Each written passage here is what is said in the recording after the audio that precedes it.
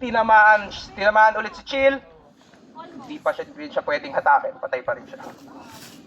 Okay? For as long as may contact pa rin, sabihin, binabat pa rin siya. Isa pang question, lumabas ako. Sige sir, plug mo lang ako. Safe naman yan. Okay, so, kukunin ko si Chill. Kung pinaril ako ni sir, tinamaan ako, patay kami dalawa, hindi siya mai-hit. Again, kailangan ma-full cycle yung 5, 4, 3, 2, 1 bago siya ma-hit. Okay? So, wala pong problema. Again, kung may dumating na pangatlong element na kakampi nyo, mai-heal din naman kayo nun. Okay? So, ganun lang po. Ganun. Questions po? Question, sir.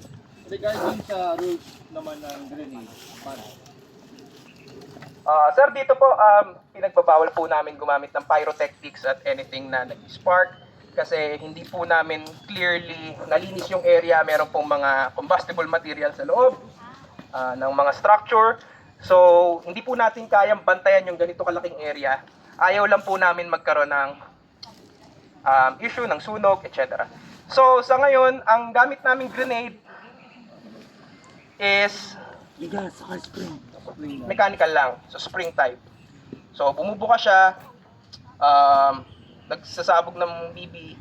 So makikita mo naman, though yes, hindi siya ganun kalakas tulad ng pistol sa ng rifle, pero makikita mo, nag-i-spread siya, nag-i-spread yung bala. So yun, for example, ito nalaglag, bumuka, patay.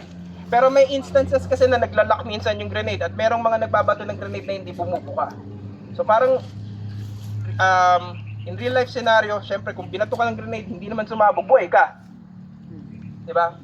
Kung halimbawa talagang kita mo na bumagsak dyan, kumalat yung BP, call ka ng hit. So, proximity na lang ang... Ay hindi sir, hindi proximity. Again, kahit lumagpak to sa paa mo, kung hindi to... Sige sir. Pag tinamaan ka, dun lang. Okay, ano yung tindihan? Pag lumabas yun. Opo.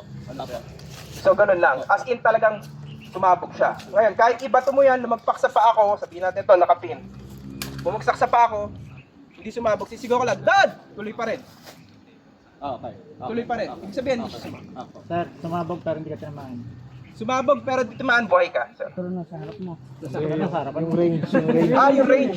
Yes, sir. For as long as hindi ka abutan ng BB. So, eto, magandang example para hindi confusing. Sir, pwedeng example lang. Nakapile kami sa pinto. May tao dito, chill, halika. Kunyari, may imaginary guard dito. Alam mong nakastack kami dito sa labas. Itcha mo dito. Kaya, itcha ko dyan. For example, layo na itcha mo. Pwede natin ano, Dito lang. Sumaot. Pwede natin para makita nila yung sabog. Sayang dito ko, pero pwede. Tingnan mo eh. Sorry. Sige. Mahina lang. Mahina lang, pero... I-heart rate mo lang. Sige sir, ano lang, nakastack tayo dito. iPro. Mahina lang naman. For example, ganun. Sumabog sa akin. Kumain ako ng BB. Hit ako. Kasi sumabog sa akin. Pero siya hindi siya tinamaan. Pero si second guy, buhay. So ako lang yung na-fragmentate. Tatagin mo si Jeff. Total, gawin na natin makatotohanan. Total, rooms naman to eh. So, pagka naghagis ng granada sa isang room, yung nasa room, patay. Clear lahat. Pag-usapan na lang namin. Oo, kasi ganun talaga yun sir. Kasi sa ano, Kasi pag nagbase tayo sa screen natin, kasi naganyan din ako, nakita ko na yung sabog niya. Hindi talaga, actually nasa harap ako minsan, hindi ko ako natamaan. Pag nagbase tayo sa heat Siyempre, niya. nagagis lang, ang layo naman. Hindi niya alam. Ano na lang? Pagka ganun. Katulad na nangyari sa atin, sir. Oo. One room. Hindi muna sa ngayon. Pag-uusapan muna ng team. So, wala mo nang gagamit yan? Kasi baka mamaya ba, yung maganda yung effort natin, tapos binabisan ng tayo ng isang random. Patay ka na agad. Pero maganda rin kasi pang... Tapos 10 kayo dun sa loob. Ito, nag-spread out to talaga. Ang problema kasi, hindi natin assure kung talagang tatamaan ka. Gawa ng, alam mo namang hindi to hula-hula lang. Tama yung sabi ni Sir, pag nakapile, di syempre meron kang protection sa harap. Pero kung pagbabatihan natin yung tunay na granada within the range of yan, lahat yun, matik yun. Kasi ang kasunod ng granada, breach.